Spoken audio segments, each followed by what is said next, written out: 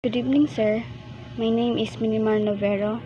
Today I will discuss the tourism and hospitality industries. Um, ano nga ba ang tourism?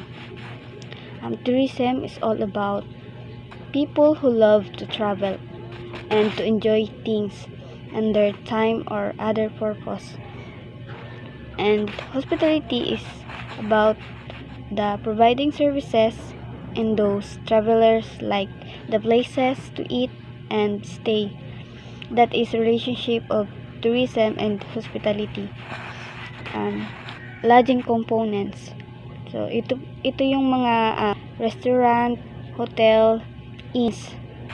Ito yung natutuluyan ng mga tourist kapag dito sila natutulog, kumakain, and basically parang stay home nila habang nasa ibang lugar sila.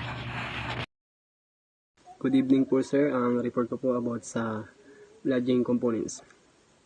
Lodging components involves providing overnight or long-term accommodation ranging from basic place to sleep, facilities offering entertainment and recreational service. It caters to various customer preference from budget hotels or luxury resort. Types of lodging establishments include inns, hotel resort, bed and breakfast, conference center, and timeshares.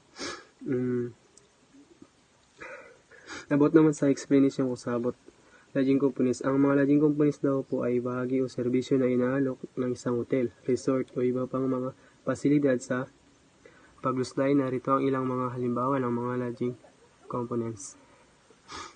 Ang mga ano daw doon sa example daw noon yung mga types of lodging. Halimbawa dito yung hotel, resort, or mga building na may mga room. And mga kasama daw dito ay sa lodging components ay pag breakfast, mga timeshares, and conference center. Yun lang po.